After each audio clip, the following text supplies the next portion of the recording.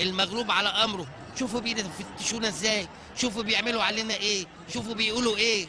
لكن في النهايه وفي البدايه من المؤكد ان الامر حاجه روعه روعه روعه روعه روعه روعه حقيقه يعني.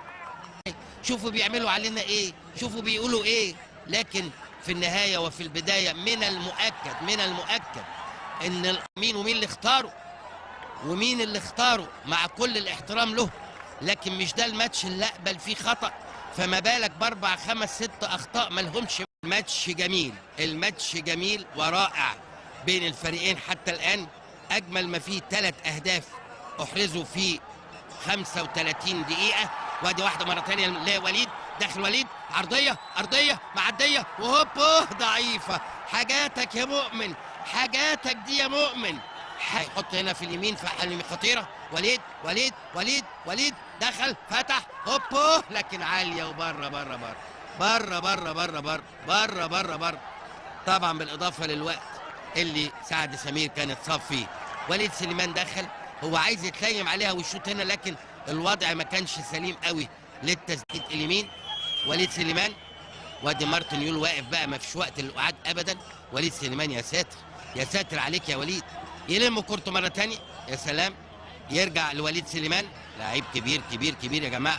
وليد سليمان، انا لو حسام غالي اتاخر فيها شويه يفتح حلوه قوي احمد فتحي في اليمين. استلام من فتحي ومعاه معروف عايز يخش لجوه، يلعبها بوش رجله خارجي كده بحرفنه. وليد سليمان يا جماعه ملوش حل. لكن تطول المره دي وتبقى رمي التماس لصالح علي فتحي من ناحيه الشمال. المجري ساندور انت بيدير اللقاء بمنتهى الحنكه والقوه والقدره حسب ضربة للنادي الاهلي. حسام عاشور يغير ارتقاء، لكن حط جسمه بمعلمه. وليد سليمان معلم كبير، عرضيه وهوبا وضربه راس. لكن مش عشان ده الاهلي والزمالك، لا، عشان الاثنين اقوياء جدا الموسم ده. ادي واحده من ناحيه اليمين، هيرفع يلم كورته وعدى بفاول وضربه حره مباشره وانذار لمعروف يوسف. كان المفروض اعتقد ميدو جابر يرفعها، هو فضل انه يعدي بيها، ما عرفش يعدي او ارتكب معاه معروف وهيديله انذار. ادي ميدو جابر ثبته وعدى حلو قوي، لكن معروف الحاجات دي ما تمشيش معاه، فضل ان هو يعرقل وياخد انذار لمعروف يوسف. ضربة حرة مباشرة من احدى الدقيقة 89، وهناك ربما 4 دقايق بتوع الاستراحة اياها. هيلعب بشماله، وادي العرضية، يا ولد يا شناوي.